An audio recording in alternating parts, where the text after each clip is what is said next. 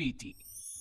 शालिनी की उम्र लगभग 28 साल की हो चुकी थी, लेकिन अभी तक उसकी शादी नहीं हुई थी।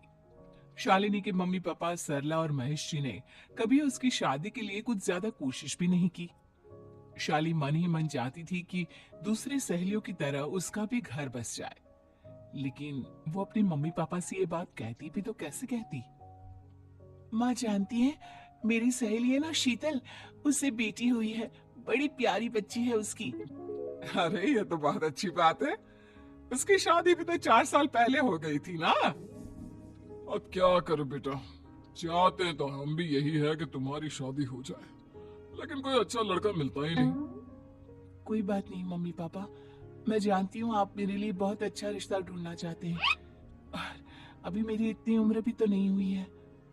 अच्छा शालिनी बेटा, क्या है ना, मेरे पास नई साड़ी नहीं है और मुझे किटी पार्टी में जाना था, तो इस महीने तेरी तनख्वाह आ जाए तो एक नई साड़ी दिलवा देना बेटा।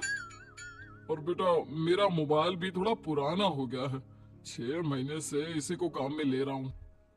एक नया मोबाइल ला देना बेटा। हाँ हाँ मम्मी पापा। और माँ, आप तनख्वाह की चिंता क्यों करती हैं?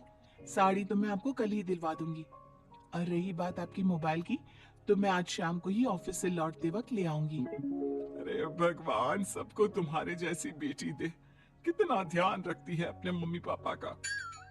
पापा, आज आप दुकान नहीं जा रहे हैं क्या? वो क्या है ना बेटा, मेरे सर में जरा दर्द हो रहा है, इसलिए आज दुकान जाने का मन नहीं है। पापा दवाई ले लीजिए और अगर हो सके तो चले जाइए। इस तरह दुकान बंद रहेगी तो ग्राहक आना बंद कर देंगे ना। अरे बेटा, तेरे पापा की अब उम्र हो चली है और तू है ना हमारी कमाऊ बेटी, इतनी अच्छी नौकरी करती है, हमारा ख्याल रखती है। तेरे पापा को चिंता करने की क्या जरूरत भला है? ठीक है पापा, आप अपना ध्यान रखिए। मैं ऑफिस से लौटते वक्त आपका फोन ले आऊंगी। और माँ, आपकी साड़ी हम कल लेकर आएंगी।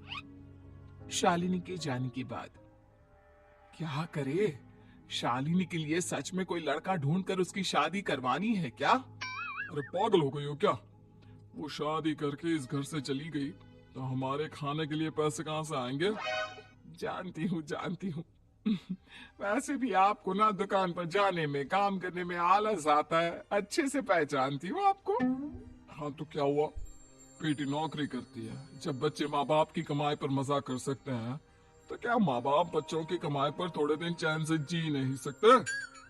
अरे वो तो हम जी रहे हैं ना।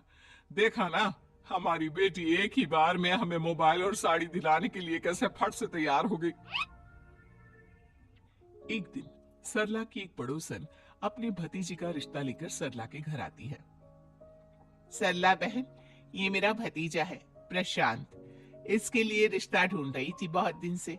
अचानक से तुम्हारी बेटी का ख्याल आया।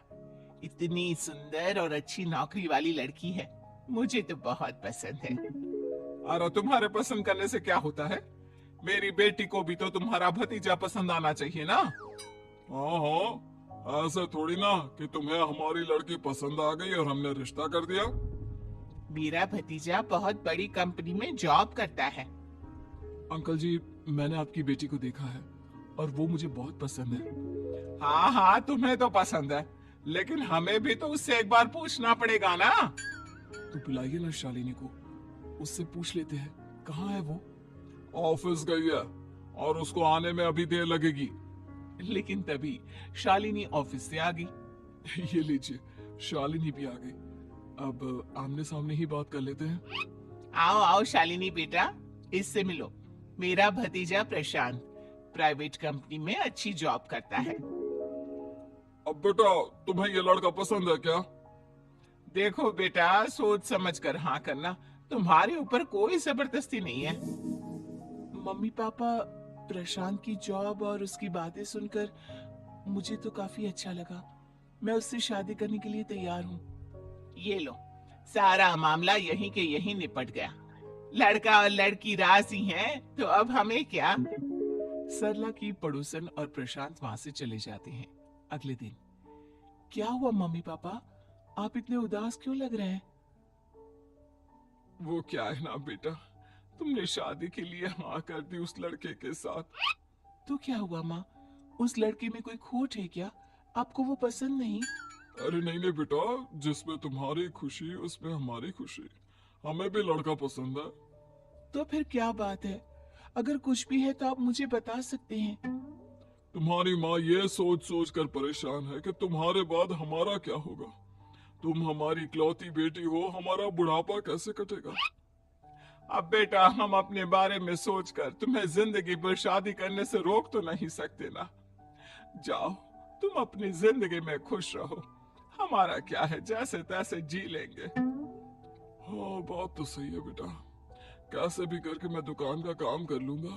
तुम और प्रशांत शादी करके खुश रहो। अपने माँ बाप की बात सुनकर शालिनी काफी दुखी हो जाती है। उसे लगने लगता है कि वाकई में उसकी शादी हो जाने के बाद उसकी माँ और बाप का ख्याल कौन रखेगा। और यही सोचकर वो एक दिन प्रशांत से मिलती है। देखो प्रशांत, तुम मुझे बहुत पसंद हो, लेकिन मैं चाहकर भी तुमसे शादी नहीं कर सकती। अरे क्या हुआ शालिनी, क्या तुम मेरी किसी बात से परेशान हो? नहीं नहीं प्रशांत, मैं अपने माँ बाप की इकलौती संतान हूँ।